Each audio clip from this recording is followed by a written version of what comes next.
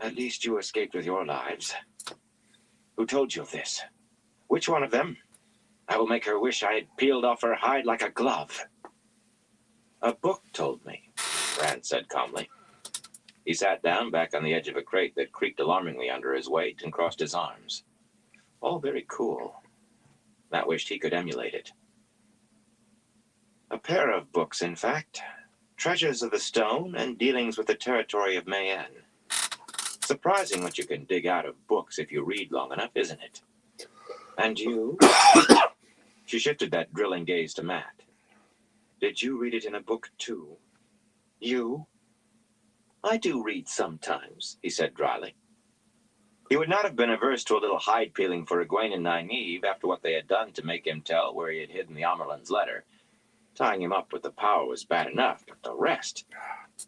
Yet it was more fun to tweak Moraine's nose. Treasures, dealings, lots of things in books. Luckily, she did not insist that he repeat the titles. He had not paid attention once Rand brought up books. Instead, she swung back to Rand. And your answers? Are mine, Rand replied, then frowned. It wasn't easy, though. They brought up woman to interpret, but she talked like an old book. I could hardly understand some of the words. I never considered they might speak another language. The old tongue, Moraine told him. It's the old tongue. A rather harsh dialect of it for their dealings with men. And you, Matt, was your interpreter easily understood? He had to work moisture back into his mouth. The old tongue? Is that what it was? They didn't give me one. In fact, I never got to ask any questions. That bell started shaking the walls down and they hustled me out like I was tracking cow manure on the rugs. She was still staring, her eyes still digging into his head. She knew about the old tongue slipping out of him sometimes. I almost understood a word here and there, but not to know it. You and Rand got answers.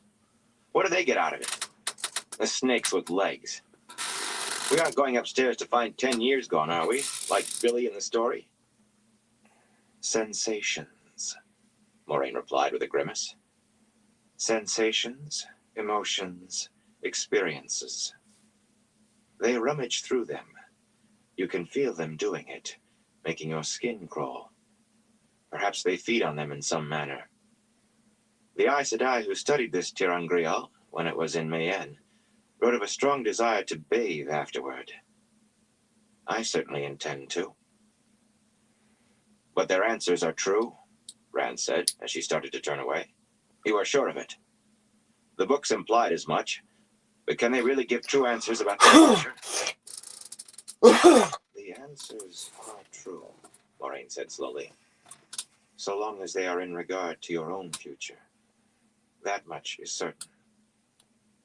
She watched Rand and himself, weighing the effect of her words. As to how, though, there is only speculation. That world is folded in strange ways. I cannot be clearer. It may be that allows them to read the thread of a human life, read the various ways it may yet be woven into the pattern. Or perhaps it is a talent of the people. The answers are often obscure, however. If you need help working out what yours mean, I offer my services. Her eyes flickered from one of them to the other, and Matt nearly swore.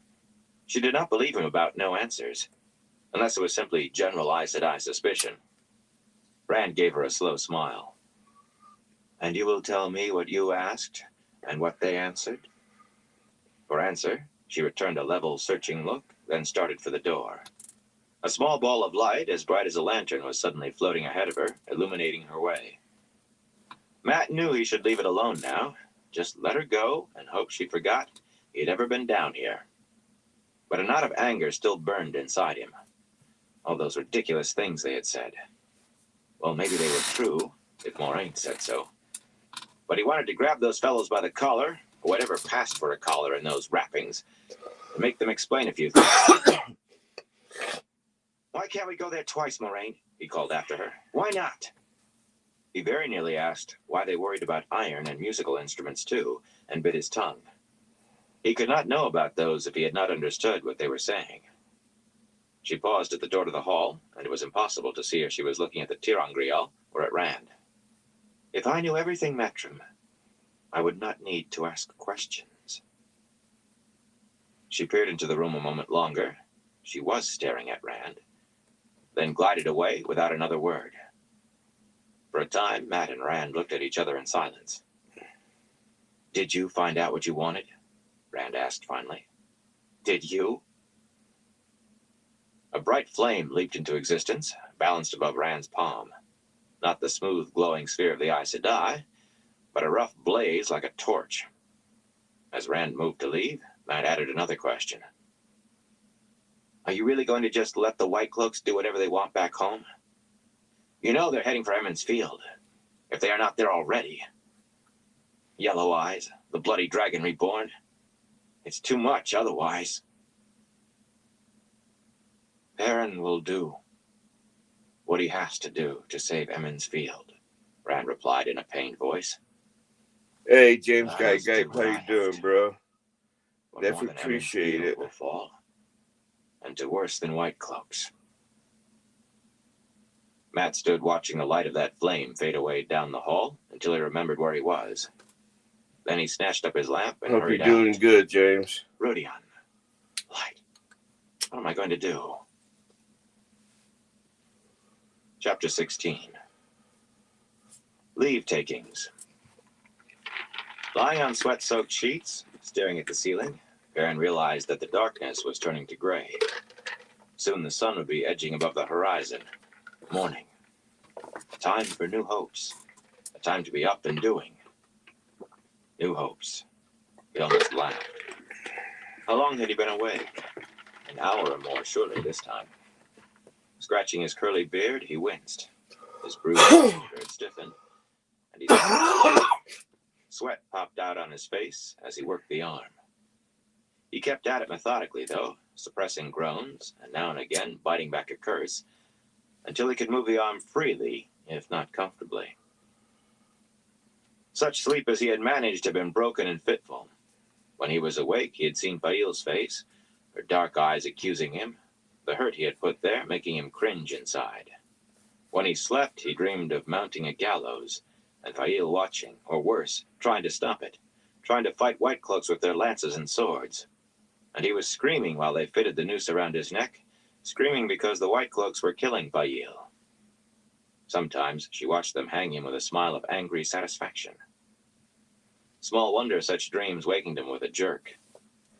Once he had dreamed of wolves running out of the forest to save both Fail and him, only to be spitted on White Cloak lances, shot down by their arrows. It had not been a restful night. Washing and dressing as hurriedly as he could, he left the room as if hoping to leave memories of his dreams behind. Outward evidence remained of the night's attack. Here a sword-slashed tapestry, there a chest with a corner splintered by an axe, or a lighter patch on the stone-tiled floor where a blood-stained rug had been removed. The Majira had her liveried army of servants out in force, though many wore bandages, sweeping, mopping, clearing away and replacing. She limped about, leaning on a stick.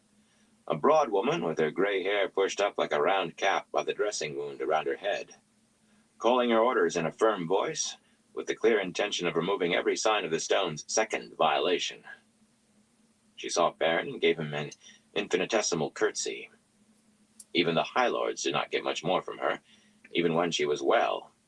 Despite all the cleaning and scrubbing, under the smell of waxes and polishes and cleaning fluids, Perrin could still catch the faint scent of blood, sharply metallic human blood, fetid Trolloc blood, acrid Myrddraal blood, with its stink that burned his nostrils.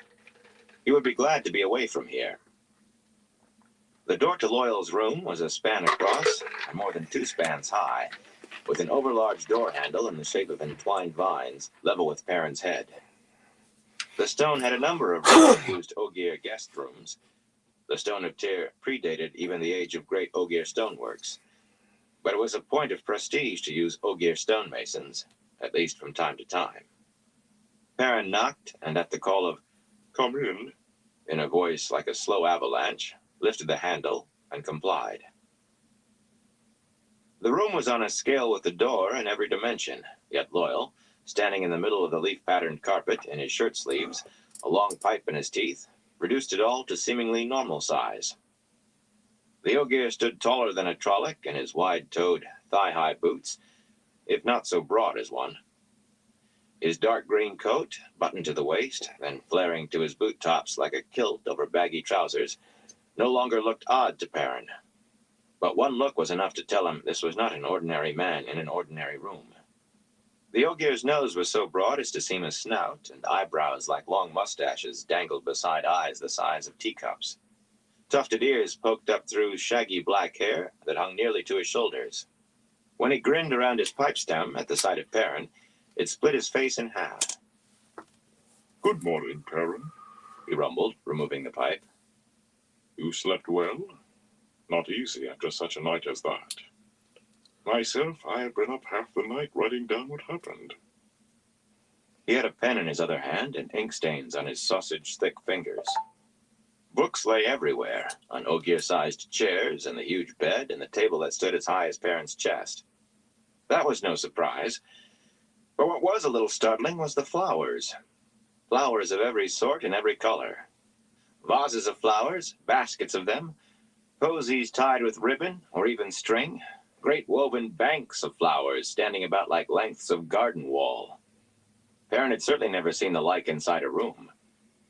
Their scent filled the air. Yet what really caught his eye was the swollen knot on Loyal's head, the size of a man's fist, and the heavy limp in Loyal's walk. If Loyal had been hurt too badly to travel, he felt ashamed at thinking of it that way. The Ogier was a friend, but he had to.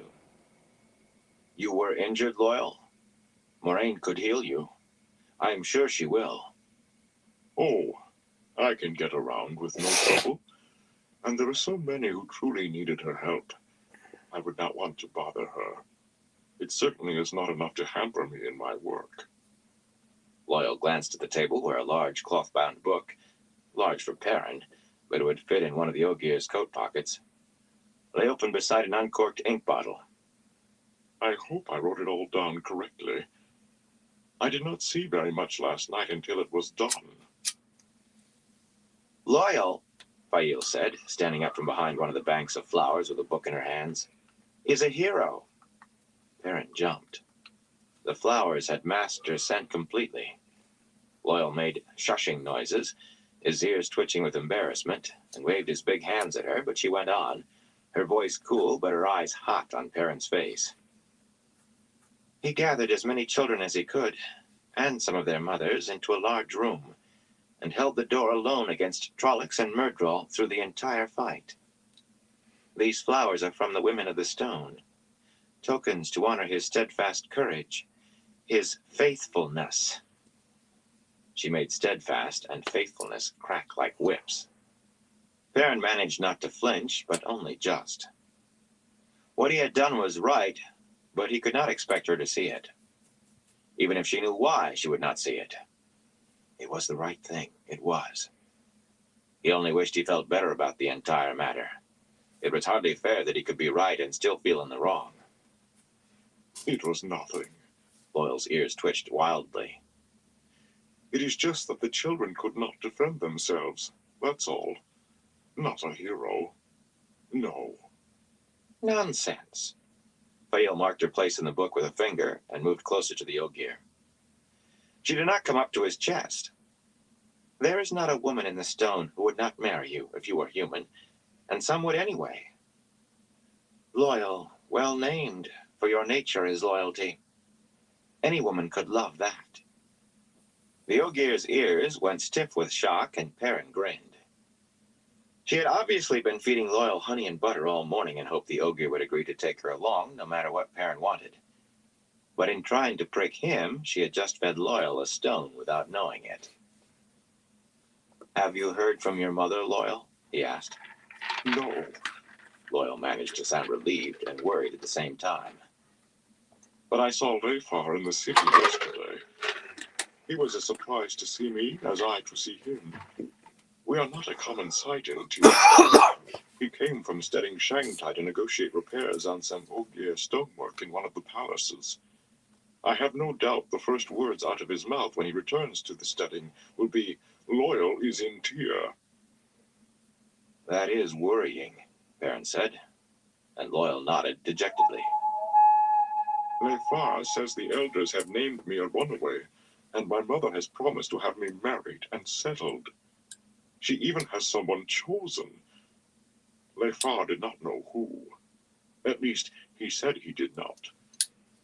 He thinks such things are funny. She could be here in a month's time. Fail's face was a picture of confusion that almost made Perrin grin again. She thought she knew so much more than he did about the world. Well, she did, in truth. But she did not know Loyal. Studying Shanghai was Loyal's home, in the spine of the world, and since he was barely past 90, he was not old enough to have left on his own.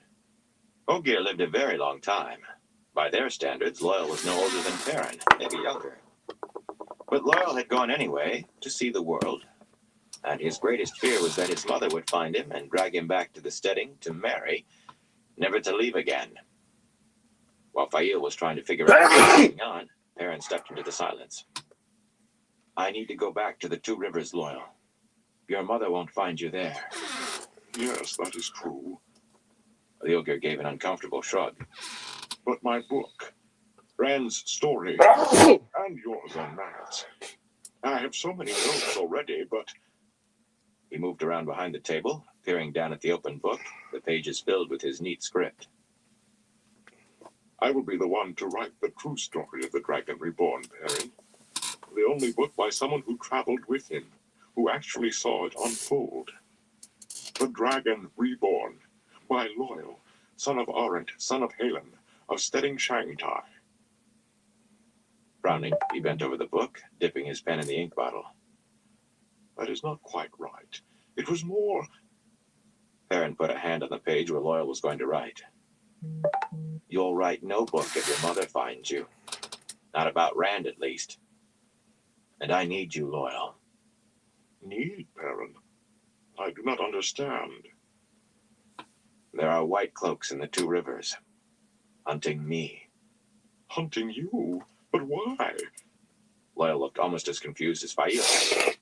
Fail, on the other hand, had donned a complacent smugness that was worrisome. Perrin went on anyway. The reasons don't matter. The fact is that they are. They may hurt people, my family, looking for me. Knowing white cloaks, they will. I can stop it if I can get there quickly. But it must be quickly. The light only knows what they've done already. I need you to take me there, Loyal. By the ways. You told me once there was a way gate here, and I know there was one at Manetheren. It must still be there in the mountains above Emond's Field. Nothing can destroy a way gate, you said. I need you, Loyal. Well, of course I will help. Loyal said. The ways. He exhaled noisily, and his ears wilted a bit. I want to write the adventures, not have them. But I suppose one more time will not hurt. The light sent it so. He finished fervently. Fail cleared her throat delicately. Are you not forgetting something, Loyal? You promised to take me into the ways whenever I asked, and before you took anyone else. I did promise you a look at a way gate, Loyal said, and what it is like inside. You can have that when Perrin and I go. You could come with us, I suppose, but the ways are not traveled lightly, Fail. I would not enter them myself if Perrin did not have need. Fail will not be coming, Perrin said firmly. Just you and me, Loyal. Ignoring him, Fail smiled up at Loyal, as if he were teasing her. You promised more than a look, Loyal. To take me wherever I wanted, whenever I wanted, and before anyone else. You swore to it. I did, Loyal protested. but only because you refused to believe I would show you. You said you would not believe unless I swore. I will do as I promised, but surely you do not want to step ahead of Perrin's need. You swore, Fail said calmly. by your mother, and your mother's mother, and your mother's mother's mother. Yes, I did, Fail. But Perrin, You swore, Loyal. Do you mean to break your oath? The Ogier looked like misery stacked on misery. His shoulders slumped and his ears drooped, the corners of his wide mouth turned down, and the ends of his long eyebrows draggled onto his cheeks. She tricked you, Loyal. Perrin wondered if they could hear his teeth grinding. She deliberately tricked you. Red stained Fail's cheeks, but she still had the nerve to say, only because I had to, Loyal. Only because a fool man thinks he can order my life to suit himself. I'd not have done it otherwise. You must believe that. Doesn't it make any difference that she tricked you? Perrin demanded, and Loyal shook his massive head sadly. Ogier keep their word, Fail said, and Loyal is going to take me to the Two Rivers. Or to the Waygate at Manetheren, at least. I have a wish to see the Two Rivers. Loyal stood up straight. but that means I can help Perrin after all. Fail, why did you drag this out? Even Lefar would not think this funny. There was a touch of anger in his voice. It took a good bit to make an Ogier angry. If he asks, she said determinedly. That was part of it, Loyal. No one but you and me, unless they ask me. He has to ask me. No, Perrin told her, while Loyal was still opening his mouth. No, I won't ask. I will ride to Emmonsfield first. I'll walk. So you might as well give up this foolishness. Tricking Loyal. Trying to force yourself in where you weren't wanted. Her calm dropped away in anger. And by the time you reach there, Loyal and I will have done for the White Cloaks. It will all be over. Ask, you anvil-headed blacksmith. Just ask and you can come with us. Perrin took hold of himself. There was no way to argue her around to his way of thinking, but he would not ask. She was right. He would need weeks to reach the Two Rivers on his horse. They could be there in 2 days, perhaps, through the ways. But he would not ask. Not after she tricked Loyal and tried to bully me. Then I'll travel the ways to Manetheren alone. I'll follow you two. If I stay far enough back not to be part of your party, I won't be breaking Loyal's oath. You can't stop me following. That is dangerous, Perrin, Loyal said worriedly. The ways are dark. If you miss a turning or take the wrong bridge by accident, you could be lost forever. Or until Machin Shin catches you. Ask her, Perrin. She said you can come if you do. Ask her. The Ogier's deep voice trembled, speaking the name of Machin Shin. And a shiver ran down Perrin's back, too. Machin Shin. The Black Wind. Not even Aes Sedai knew whether it was shadow spawn or something that had grown out of the Way's corruption. Machin Shin was why traveling the Ways meant risking death. That was what Aes Sedai said. The Black Wind ate souls. That Perrin knew for truth. But he kept his voice steady and his face straight. I'll be burned if I let her think I am weakening. I can't, Loyal. Or anyway, I won't. Loyal grimaced. Fail, it will be dangerous for him trying to follow us. Please relent and let him. She cut him off sharply. No. If he is too stiff-necked to ask, why should I? Why should I even care if he does get lost? She turned to Perrin. You can travel close to us, as close as you need to, so long as it's plain you are following. You will trail after me like a puppy until you ask. Why won't you just ask? Stubborn humans, the Ogier muttered. Hasty and stubborn, even when haste lands you in a hornet nest. I would like to leave today, Loyal, Perrin said, not looking at Fail. Best to go quickly. Loyal agreed with a regretful look at the book on the table. I can tidy my notes on the journey, I suppose. The light knows what I will miss being away from Rand. Did you hear me, Perrin? Fail demanded. I will get my horse and a few supplies, Loyal. We can be on our way by mid-morning. Burn you, Perrin Aybara! Answer me! Loyal eyed her worriedly. Perrin, are you certain you could not? No, Perrin interrupted gently. She is mule-headed, and she likes playing tricks. I won't dance so she can laugh." He ignored the sound coming from deep in Fail's throat, like a cat staring at a strange dog and ready to attack. "I will let you know as soon as I am ready." He started for the door, and she called after him furiously. "When is my decision, Perrin Ibarra? Mine and Loyal's. Do you hear me? You had better be ready in 2 hours or we'll leave you behind. You can meet us at the Dragonwall Gate stable, if you're coming. Do you hear me?" He sensed her moving and shut the door behind him just as something thumped into it heavily. A book, he thought. Loyal would give her fits about that.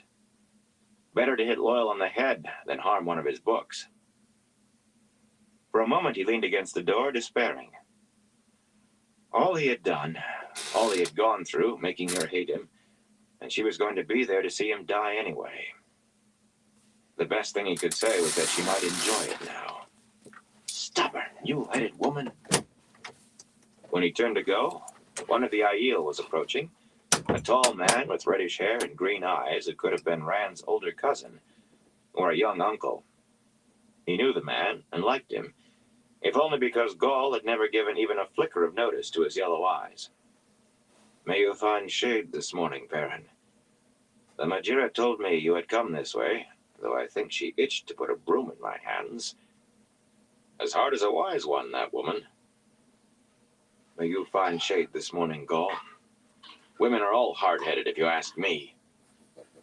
"Perhaps so, if you do not know how to get round them. I hear you are journeying to the Two Rivers." "Light," Perrin growled before the Aiel could say more. "Does the whole stone know?" "If Moraine knew." Gaul shook his head. "Rand al'Thor took me aside and spoke to me, asking me to tell no one. I think he spoke to others too. But I do not know how many will want to go with you. We have been on this side of the Dragonwall for a long time, and many ache for the Threefold Land." "Come with me?" Perrin felt stunned. If he had Aiel with him, there were possibilities he had not dared consider before. "Rand asked you to come with me? To the Two Rivers?" Gaul shook his head again. "He only said that you were going, and that there were men who might try to kill you. I mean to accompany you, though, if you will have me." "Will I?" Perrin almost laughed. "I will that. We will be in the Ways in a few hours." "The Ways?" Gaul's expression did not change, but he blinked. "Does that make a difference?" "Death comes for all men, Perrin." It was hardly a comforting answer. "I cannot believe Rand is that cruel," Egwene said, and Nynaeve added, "At least he did not try to stop you."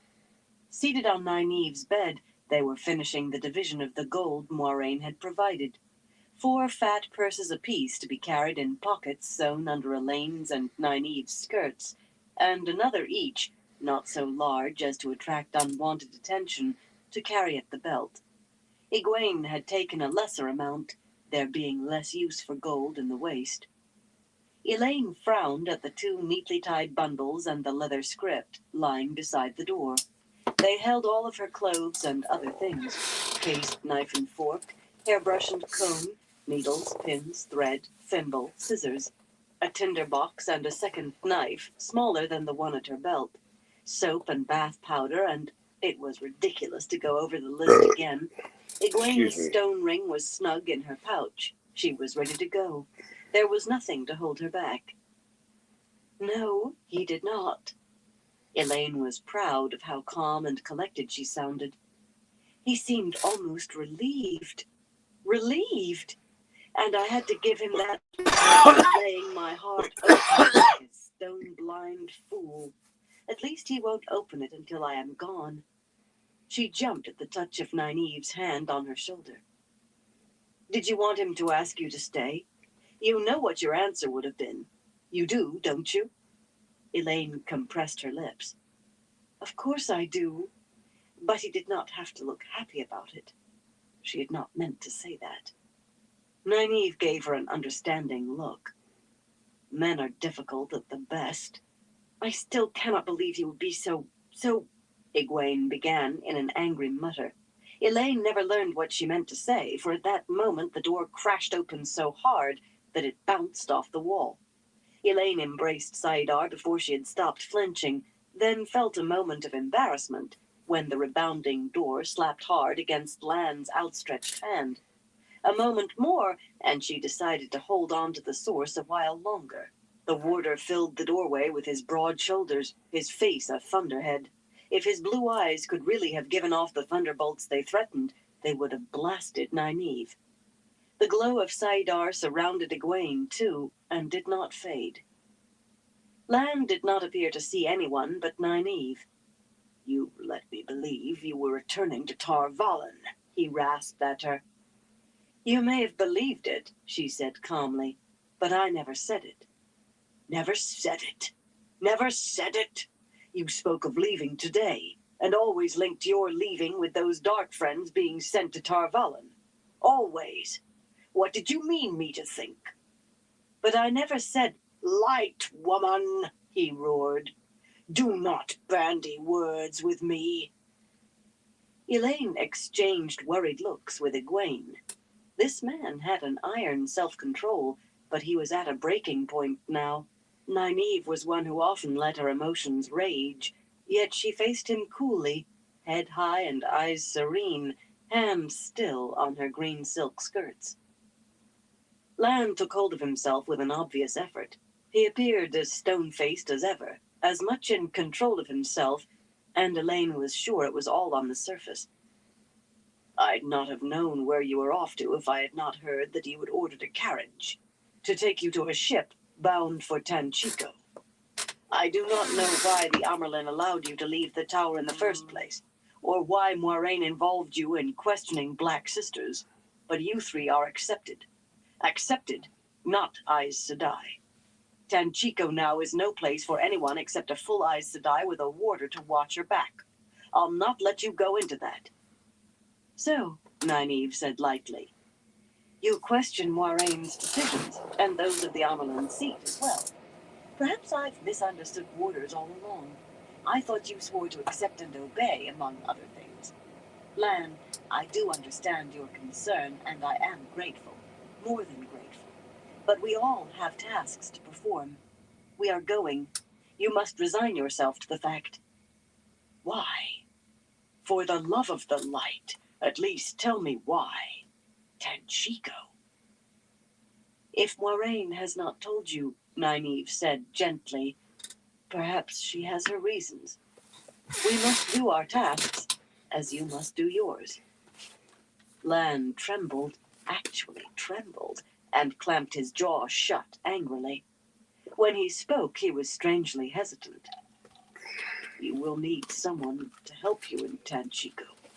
Someone to keep a Tara Bonner street thief from slipping a knife into your back for your purse. Tanchico was that sort of city before the war began, and everything I've heard says it is worse now. I could protect you, Nynaeve." Elaine's eyebrows shot up. He could not be suggesting. He just could not be. Nynaeve gave no sign that he had said anything out of the ordinary. "Your place is with Moiraine." "Moiraine." Sweat beaded on the warder's hard face, and he struggled with the words. I must.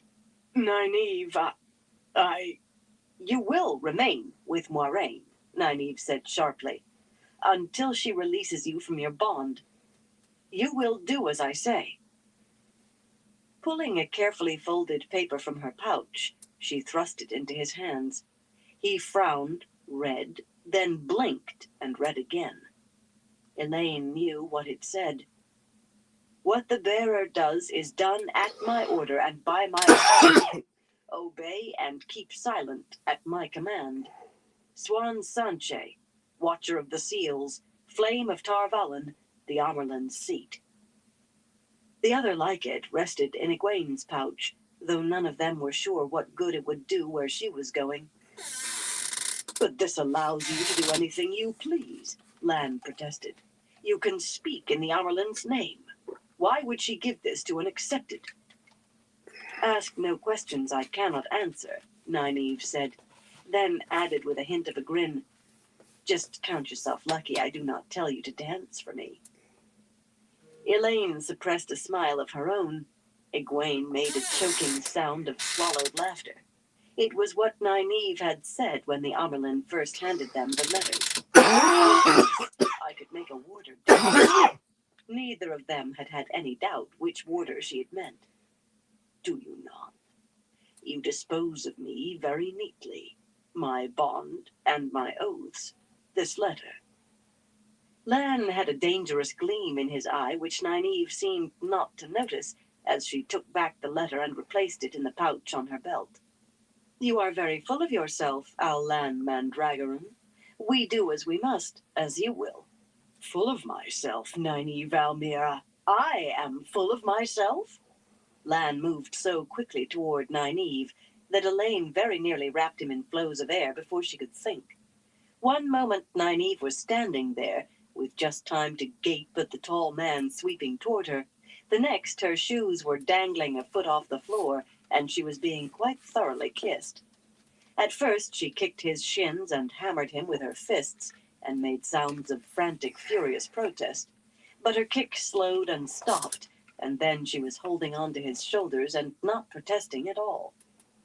Egwene dropped her eyes with embarrassment, but Elaine watched interestedly. Was that how she had looked when Rand... No, I will not think about him. She wondered if there was time to write him another letter, taking back everything she had said in the first, letting him know she was not to be trifled with. But did she want to? After a while, Lan set Nynaeve back on Hell her feet. yeah, She Nightmare. swayed a bit as she At least you straightened got her the dress rest and patted her hair work furiously. again. You have no right, she began. I hope in a you're doing breathless good voice, too, then Nightmare. stopped to swallow. Good to see you. I will not be manhandled in that fashion for the whole world to see. I will not. Not the whole world, he replied. But if they can see, they can hear as well. You have made a place in my heart where I thought there was no room for anything else. You have made flowers grow. Yeah, because where that I Yokan Rex, cultivated that dust and definitely stones. does, Remember this. does On come in this journey handy. you insist on making. If you die, I will. I'm doing thank okay, you for it. Nightmare. He gave Can't Nynaeve complain. one of his rare smiles. If it did not exactly soften his face, at least it made it less hard. And remember also, I am not always so easily commanded, even with letters from the Amerlin. He made an elegant bow. For a moment Elaine thought he actually meant to kneel and kiss Nynaeve's great serpent ring. As you command, he murmured. So quiet, Greg. Hope you're doing good It too, was difficult Nightmare. to tell whether he meant to be mocking or not. As soon as the door closed behind him, Nynaeve sank onto the edge of her bed as if letting her knees give way at last. She stared at the door with a pensive frown. Poke the meekest dog too often, Elaine quoted, and he will bite. Not that Lan is very meek. She got a sharp look and a sniff from Nynaeve. He is insufferable, Egwene said. Sometimes he is. Nynaeve, why did you do that? He was ready to go with you. I know you want nothing more than to break him free of Moiraine. Do not try to deny it. Nynaeve did not try. Instead, she fussed with her dress and smoothed the coverlet on the bed. Not like that, she said finally. I mean him to be mine. All of him. I will not have him remembering a broken oath to Moiraine. I will not have that between us, for him as well as myself. But will it be any different if you bring him to ask Moiraine to release him Well, from she his got bond? speeding ticket. Egwene That asked. sucks, Nightmare. Lan is the kind of man who would see it as much the same thing. All that leaves is to somehow make her let him go of her own accord. How can you manage that? Any I do type of not ticket know. sucks. Nynaeve firmed her voice. Yet what must be done can be done. There is always a way. That is for another time. Work to be done, and we sit here fretting over men. Are you sure you have everything you need for the waste, Egwene? Avienda is readying everything, Egwene said. She still seems unhappy, but she says we can reach Ruidian in little more than a month if we are lucky. You will be in Tanchico by then. Perhaps sooner, Elaine told her, if what they say about hikers is true. You will be careful, Egwene. Even with Avienda for a guide, the waste cannot be safe. I will. You be careful. Both of you. Tanchico is not much safer than the waste now. Abruptly, they were all hugging one another, repeating cautions to take care, making sure they all remembered the schedule for meeting in Tel Riyadh's stone. Elaine wiped tears from her cheeks. As well Lan left, she laughed tremulously. He would think we were all being foolish. No, he would not, Nynaeve said, pulling up her skirts to settle a purse of gold into its pocket. He may be a man, but he is not a complete dolt. There had to be time between here and the carriage to locate paper and pen, Elaine decided. She would find time. Nynaeve had the right. Oh, damn. That's Men crazy, needed a firm Nightmare. hand.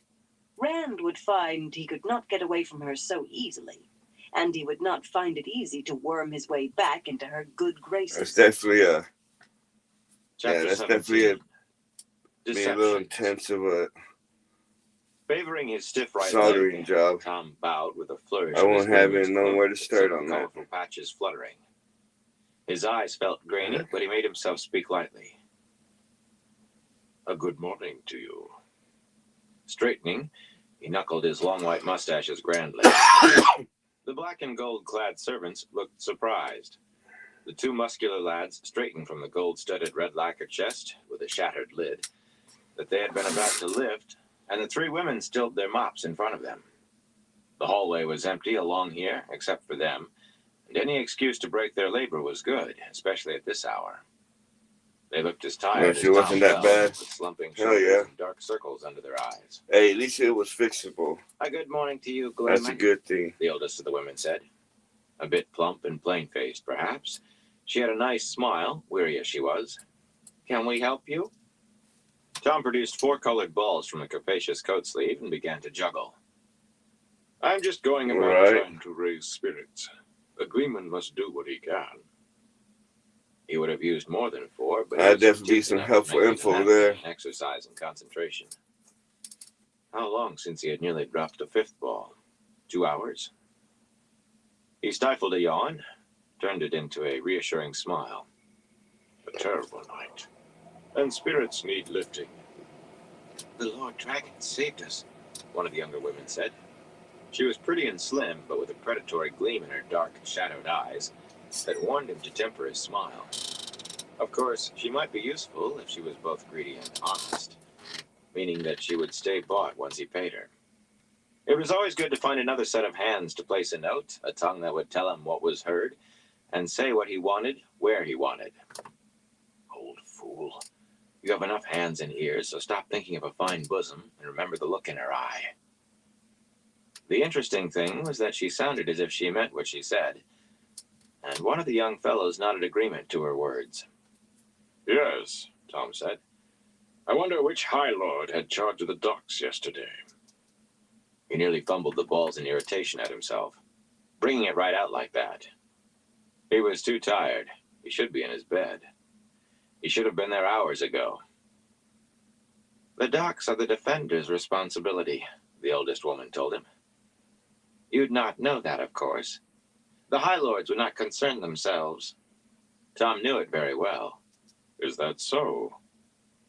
Well, I am not Tyron, of course. He changed the balls from a simple circle to a double loop. It looked more difficult than it was, and the girl with the predatory look clapped her hands. Now that he was into it, he might as well go on. After this, though, he would call it a night. A night? The sun was rising already. Still, it is a shame no one asked why those barges were at the docks. With their hatches down, hiding all those Trollocs. Not that I am saying anyone knew the Trollocs were there. The double loop wobbled, and he quickly went back to a circle. Light, he was exhausted. You'd think one of the High Lords would have asked, though. The two young men frowned thoughtfully at one another, and Tom smiled to himself. Another seed planted, just that easily, if clumsily as well. Another rumor started, whatever they knew for a fact about who had charge of the docks. And rumors spread. A rumor like this would not stop short of the city.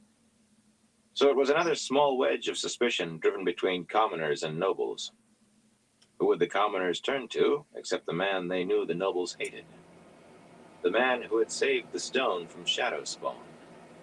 Randolph Thor, the Lord Dragon. It was time to leave what he had sown. If the roots had taken hold here, nothing he said now could pull them loose, and he had scattered other seeds this night. But it would not do for anyone to discover he was the one doing the planting. They fought bravely last night, the Hymos did. Why, I saw. He trailed off as the women leaped to their mopping, and the men grabbed up the chest and hurried away. I can find work for Gleeman, too, the Majira's voice said behind him. Idle hands are idle hands. He turned gracefully, considering his leg, and swept her a deep bow. The top of her head was below his shoulder, but she probably weighed half again what he did. She had a face like an anvil, not improved by the bandage around her temples, an extra chin and deep-set eyes like chips of black flint. A good morning to you. Be right back, everyone. A small token of this fresh new day. He gestured with a flurry of hands and tucked a golden yellow sunburst blossom, only a little bedraggled for its time up his sleeve, into the gray hair above her bandage. She snatched the flower right out again, of course, and eyed it suspiciously, but that was just as he wanted. He put 3 limping strides into her moment of hesitation, and when she shouted something after him, he neither listened nor slowed. Horrible woman, he thought. If we had turned her loose on the Trollocs, she'd have had them all sweeping and mopping. He yawned behind a hand, jaws creaking. He was too old for this. He was tired, and his knee was a knot of pain. Nights with no sleep, battles, plotting. Too old. He should be living quietly on a farm somewhere, with chickens. Farms always had chickens. And sheep. They must not be difficult to look after. Shepherds seemed to loll about and play the pipes all the time. He would play the harp, of course, not pipes. Or his flute. Weather was not good for the harp. And there would be a town nearby, with an inn, where he could amaze the patrons in the common room. He flourished his cloak as he passed 2 servants. The only point in wearing it in this heat was to let people know he was a gleeman. They perked up at the sight of him, of course, hoping he might pause to entertain for a moment. Most gratifying. Yes, a farm had its virtues. A quiet place. No people to bother him. As long as there was a town close by. Pushing open the door to his room, he stopped in his tracks. Lorraine straightened, as if she had a perfect right to be going through the papers scattered on his table, and calmly arranged her skirts as she sat on the stool. Now there was a beautiful woman, with every grace a man could want, including laughing at his quips. Old fool. She's Aes Sedai, and you're too tired to think straight. A good morning to you. Moraine Sedai, he said, hanging his cloak on a peg. He avoided looking at his writing case, still sitting under the table where he had left it. No point in letting her know was important. Probably no point in checking after she went, for that matter. She could have channeled the lock open and closed again. He would never be able to tell. Weary as he was, he could not even remember whether he had left anything incriminating in the house, or anywhere else, for that matter. Everything he could see in the room was right where it belonged. He did not think he could have been foolish enough to leave anything out. Doors in the servants' quarters had no locks or latches. I would offer you a refreshing drink, but I fear I have nothing but water. I am not thirsty, she said in a pleasant, melodious voice. She leaned forward, and the room was small enough for her to place a hand on his right knee. A chill tingle rippled through him. I wish a good healer had been here when this happened. It is too late now, I regret. A dozen healers would not have been enough, he told her. A half-man did it. I know. What else does she know, he wondered. Turning to pull his lone chair out from behind the table, he bit back an oath. He felt as if he had had a good night's sleep, and the pain was gone from his knee. His limp remained, but the joint was more limber than it had been since he was injured. The woman didn't even ask if I wanted it. Burn me, what is she after? He refused to flex the leg. If she would not ask, he would not acknowledge her gift. An interesting day yesterday, she said as he sat down. I'd not call Trollocs and Halfmen interesting, he said dryly. I did not mean that. Earlier, the High Lord Carlion dead in a hunting accident. His good friend Tadosian apparently mistook him for a boar, or perhaps a deer. I hadn't heard. He kept his voice calm. Even if she had found the note, she could not have traced it to him. Carlion himself would have thought it by his own hand. He did not think she could have, but he reminded himself again that she was Aes Sedai. As if he needed any reminding, with that smooth, pretty face across from him, those serene, dark eyes watching him full of all his secrets. The servants' quarters are full of gossip, but I seldom listen. Do you not? She murmured mildly. Then you will not have heard that Tadosian fell ill not an hour after returning to the stone. Directly after his wife gave him a goblet of wine to wash away the dust of the hunt. It is said he wept when he learned that she means to tend him herself and feed him with her own hands. No doubt, tears of joy at her love. I hear she has vowed not to leave his side until he can rise again, or until he dies. She knew. How, he could not say, but she knew. But why was she revealing it to him? A tragedy, he said, matching her bland tone. Rand will need all the loyal High Lords he can find, I suppose. Carlion and Tadosian were hardly loyal, even to each other, it seems. They led the faction that wanted to kill Rand, and tried to forget he ever lived. Do you say so? I pay little attention to such things. The works of the mighty are not for a simple gleeman. Her smile was just short of laughter, but she spoke as if reading from a page. Tondrel Merlin, called the Grey Fox once by some who knew him, or knew of him. Court bard at the royal palace of Andor in Caemlyn.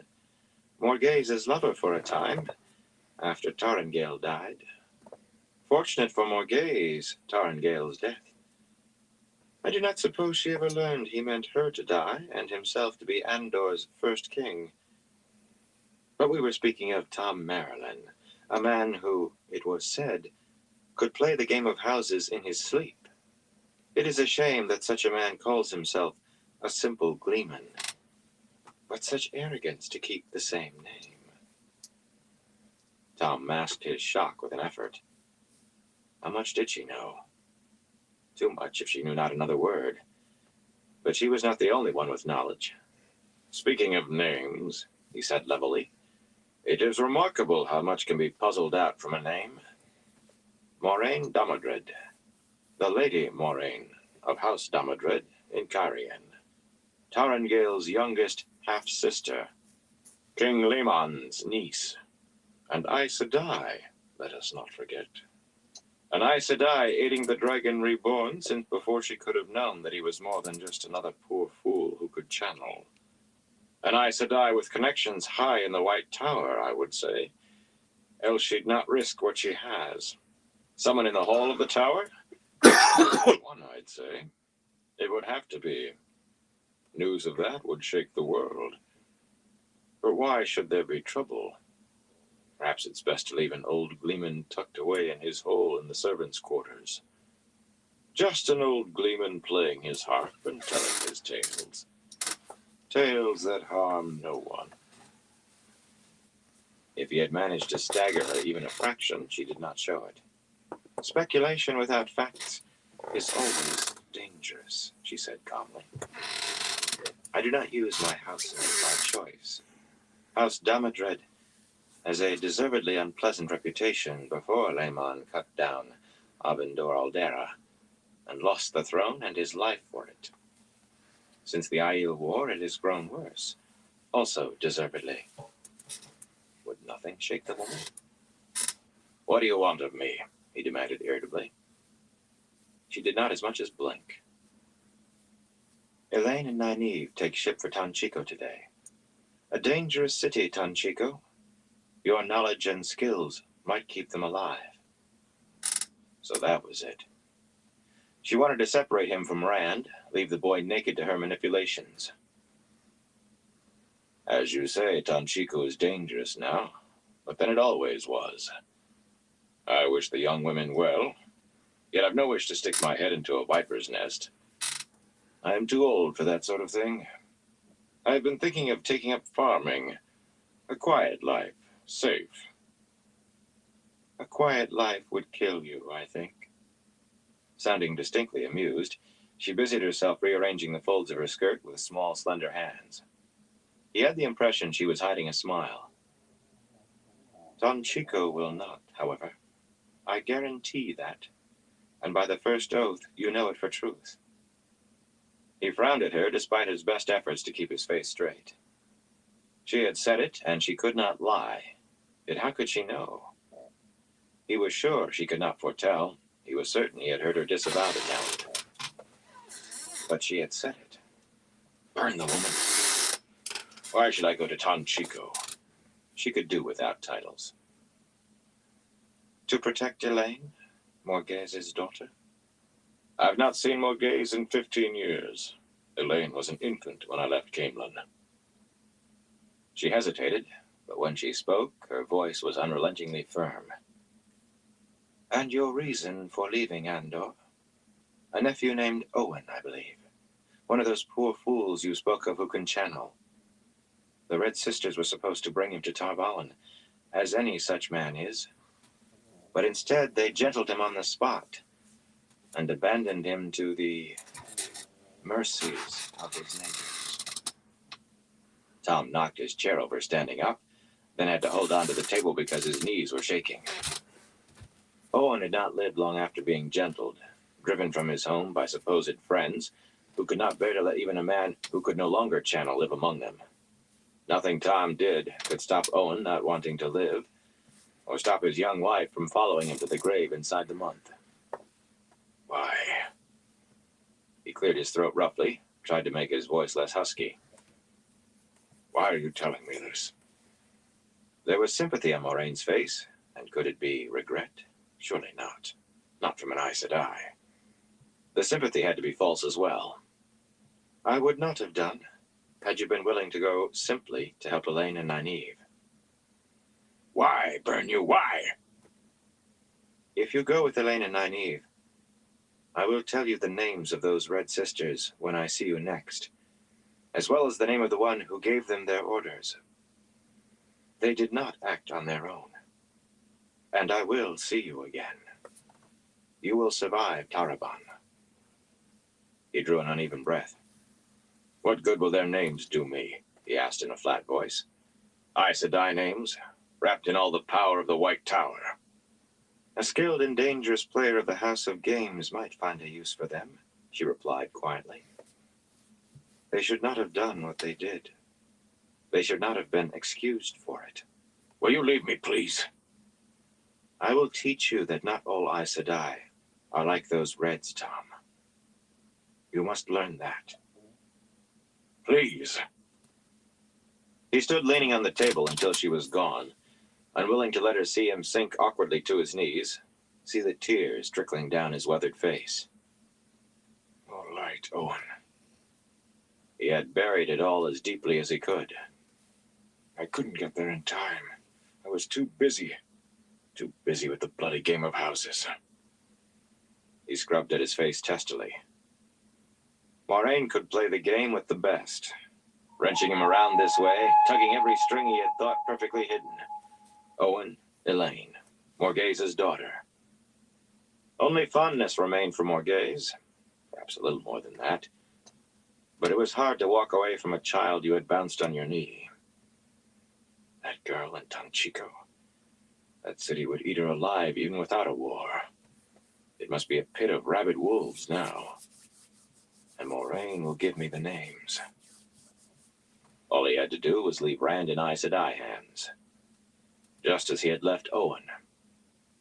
She had him like a snake in a cleft stick, damned however he writhed. Burn the woman. Looping the embroidery basket's handle over her arm, Min gathered her skirts with her other hand and strolled out of the dining hall after breakfast in a gliding pace, her back straight. She could have balanced a full goblet of wine on her head without spilling a drop. Partly that was because she could not take a proper stride in her dress, all pale blue silk, with a snug bodice and sleeves, and a full skirt that would drag its embroidered hem on the ground if she did not hold it up. All right, everyone. It was I'm also probably partly gonna because she was sure she could call feel it into Morris's this eyes life on for her. right now. A glance back proved Try to her get right. some sleep. The I'll be on again tomorrow. But I want to thank everyone who stopped by and everyone who keeps coming by. Excuse me one sec.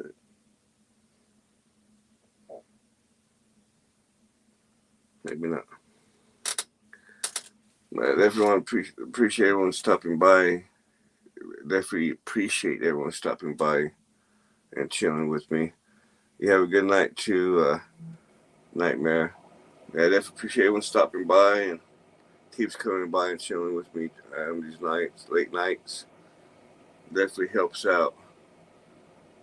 But until next time, everyone, y'all stay safe out there.